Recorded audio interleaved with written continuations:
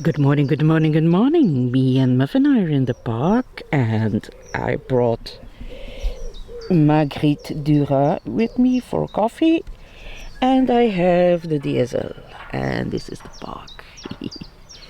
It's already warm outside. So yeah, the DSL is the Standaard der Letteren. That's the Flemish equivalent of the TLS. TLS is the Times literary supplement. You know, back in the day when everybody had his own newspaper, and you had most newspapers had their own literary supplement, and now it's becoming more and more rare, and I'm really grateful that we have this one. There's another newspaper in Belgium, De Morgen, and the Financieel-Economische Tijd. They have also a supplement. The financial, it's a bit, that's the equivalent of the Financial Times, and book supplements are still readily available in Belgium, although there will be 8 or 6 weeks this summer that I won't have a literary supplement. So Muffin is chasing something, exploring something. Anyway, let's start. So Nicole Vanhouten is the only Belgian Oscar winner. But nobody knows this woman. Nicole Vanhouten is an illustrator, and she makes cartoons in a way. And she, with one of her movies, short cartoons, she has won an Oscar for the best short movie. And let's continue. So this is an illustration. So every week we have an illustration about or around reading, and this one is by Maxime van Kouwenbergen. So yeah, and then this is an article about, do you know the book The Secret Lives of Trees by Peter Wohlleben? So it was a very, very big hit, but actually it has been 20 years since, I think, and now they know that it's not as easy as Peter Wohlleben wants us to think. So it's a much more complicated, and they talk about, they kind of debunk more or less the book. So yeah, it's way more complicated than we think. It's like our own body. They say there are more non-human cells in and on our body than we have cells of our own. So yeah, there is still a lot of research to do. Now, this is Alara Adilow. Alara Adilow is a Somalian poet. She lives in Antwerp, and she has a very popular poetry bundle called Myths and Stoplights, Mythen and stoplichten, and it's very raw, but it's actually very beautiful. Now, of course, she has been homeless, and she wasn't born here, so it means that she had to endure a lot to come to Belgium and to settle herself here. And the interview goes about the fact that she was, when she was in Somalia, she was shunned by her family because she at the time was a he and wanted to become a she. And so yeah, she her stepfather and stepmother are supportive of her. They have read the their poetry and are really proud. But the real mother and father, no, have shunned her. And she has found in Antwerp a new family, especially a writing family. And that's her. So yeah, it's a very good, how you call it, a very good work of poetry, because it's very, she asks herself a lot of questions, and especially she discusses the female image that most trans women desire, and she says that the question is if my transition is the birth of a woman, or the production of an object shaped by a male fantasy. And that's often what I think, because a lot of trans women have an image of femininity that doesn't really connect with the femininity of cis women. Anyway, she had a really rough childhood, and she was at one time a criminal. And she said that if I could say that I could use my difficult upbringing as an excuse to becoming a criminal, but my sister had the same upbringing and she stayed out of trouble. So it's a bit of bullshit. So yeah, very interesting. I hope that this will be translated. It's very good. It's actually very good. Very raw, but good. And then this is about Lugosi. This is a comic by Koren Shadmi. And this is a graphic novel, I wanted to say, about Bela Lugosi, who is for most people the one and true Dracula. And it's about his tragic life of the Hollywood star. But I think the reviewer finds it way too anecdotal and didn't try to tell a story, just all the misfortunes that Bela had in his life. So it's a bit sad. It is. The Johan Vaas, the reviewer, thinks that Bela deserved a better story, in the sense of not just anecdotal, but really a good telling story. And it can be full of B movies and C weddings and whatever, but make it a good story nevertheless. And yeah. So, and this is about Winnie and Nelson, Winnie and Nelson Mandela, of course, written by Jonny Steinberg. 600 pages biography, and it talks about the rise and decline of the glamour couple Winnie and Nelson Mandela. And apparently it's a sublime biography of the legendary couple. And it's talks about a glamorous love, but also a real deep politic alliance between the two. A huge, they were very, very deeply connected to each other. And it's about a glamorous love that was pulverized by the apartheid. And so he, in his letters, you see how much Nelson misses her love during his captivity, but that he at a certain point also had understanding for her, for the fact that she had lovers, and but he really wanted her to stay loyal to him when it comes to politics.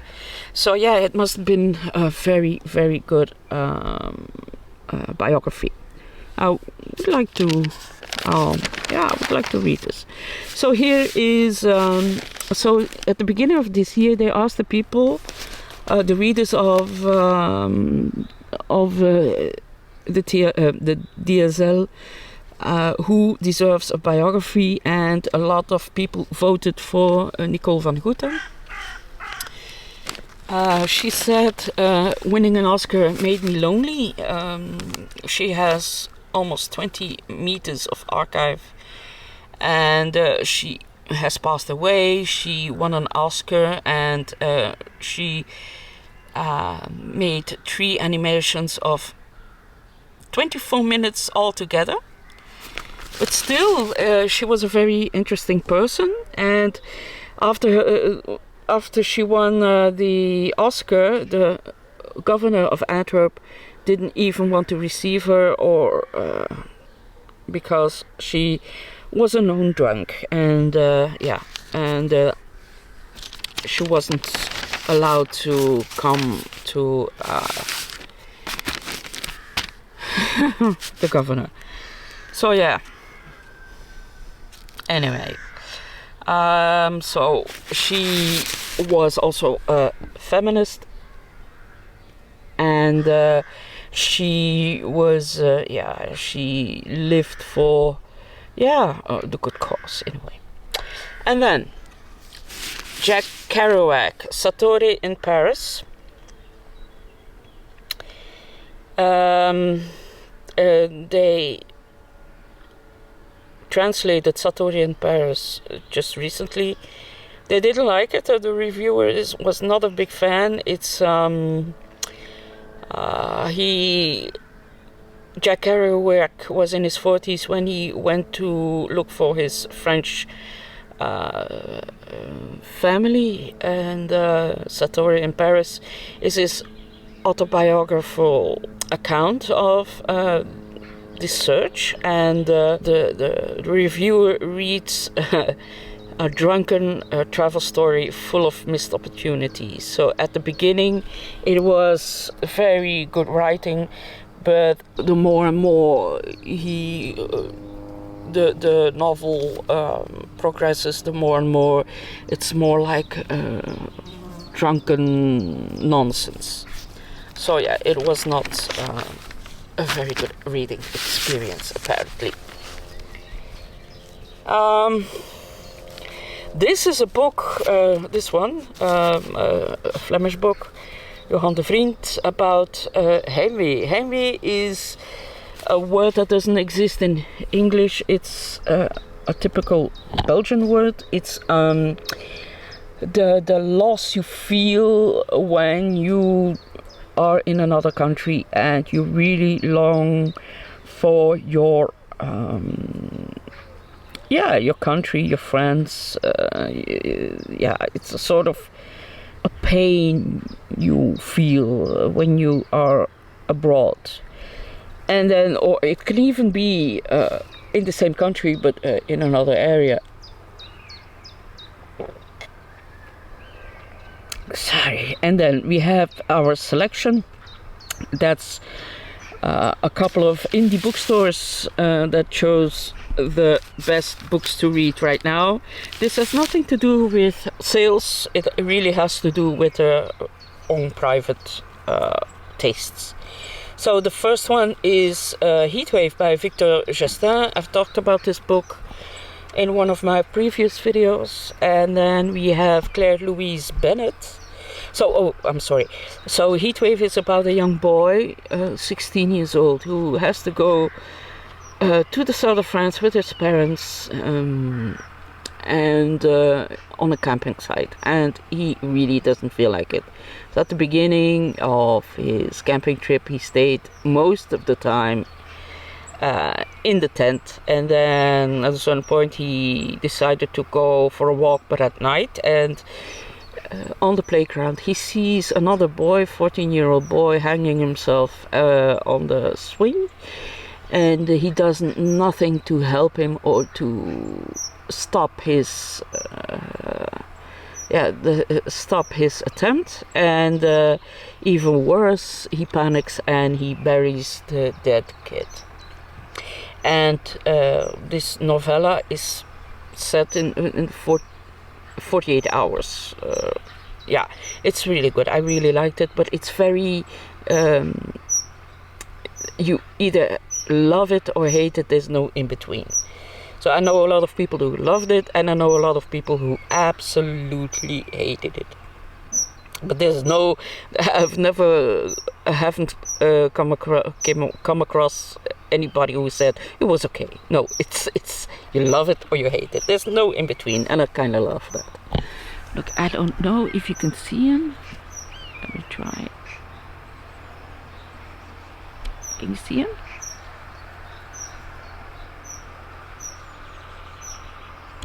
No, there's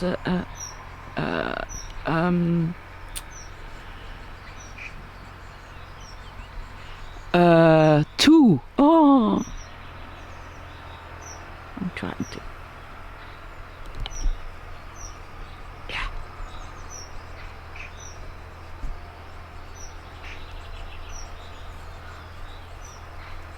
They are looking for their breakfast. So anyway, let me focus back. Yeah, there. What they're called? Buzzards. Yeah, the European buzzard. That's a different type of breed than the buzzard in. But we have, because it's so hot, a lot of prey birds are now in our area that are never in our area. Absolutely never. But now they are. So anyway, back to our top 5. The second one is a pond by Claire Louise Bennett.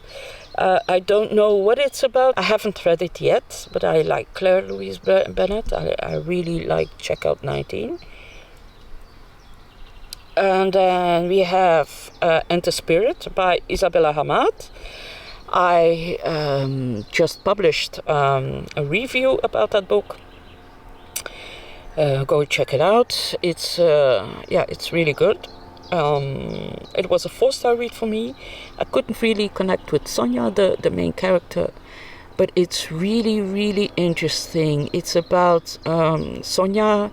She's 38 something, and she lives in London, and she is an actress, but not very well known. And she just comes out of a very dysfunctional relationship, decides to visit her family in the West Bank because they are Palestinians, and there she meets Mariam, who is a director, and she asks her to join her theater company to play Hamlet, and she will play Gertrude. And the book is about how Palestinians have to live under the Israeli regime, and how difficult it is to produce a play, and with all the boycotts and the harassments of the Israeli military, and there's so much going on, and it's very interesting. And then this is a debut of Timen Hiemstra. He is Dutch, but he studied in Antwerp, and W is the name of the book, and it's W is somebody who suddenly disappears, and he leaves his friends behind with a lot of questions and memories. Apparently very good. And then Elsa Morante, the history. Ida Mancuso is a widow, and she lives with her son in Rome during World War II. Morante does not only write about a simple or a plain woman, but describes how innocent people are crushed by time. And then the non-fiction, Rudy Meuleman, The Man with the Panama Hat, Frits van Ostrom, The Man with the Panama Hat is actually about early 20th century art, theater and politics and he uses Dandy Harry, Count Kessler as a guide. And then who was a very well-known social figure in Belgium and Berlin. Frits van Ostrom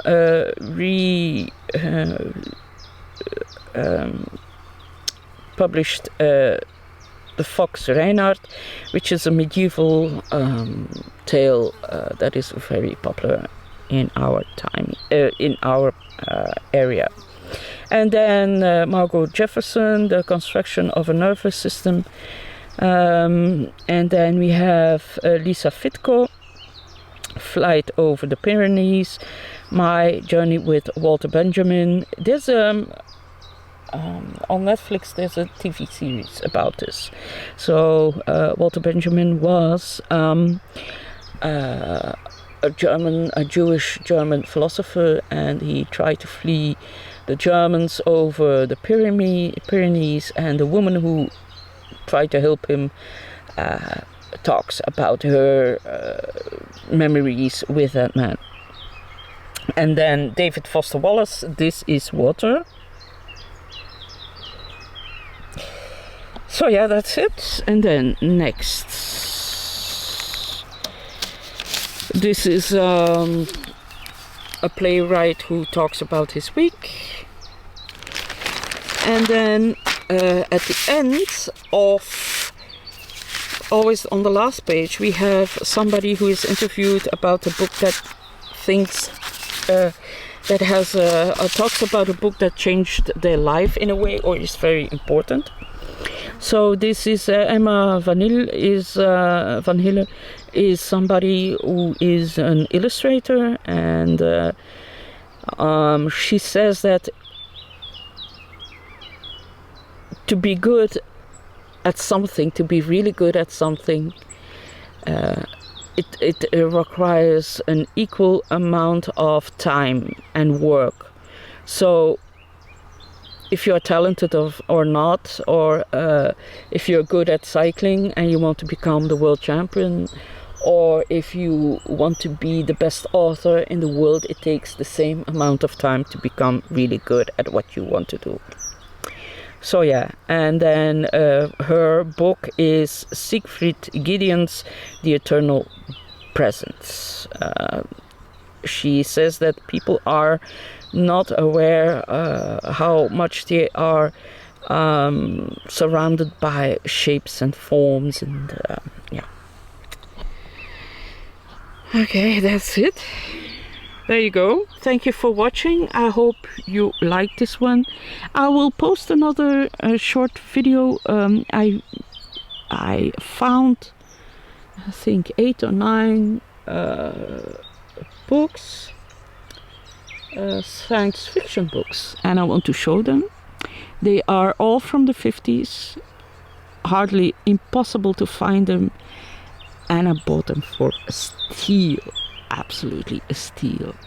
So yeah, there you go. Thank you for watching, and I hope to see you later. Bye bye.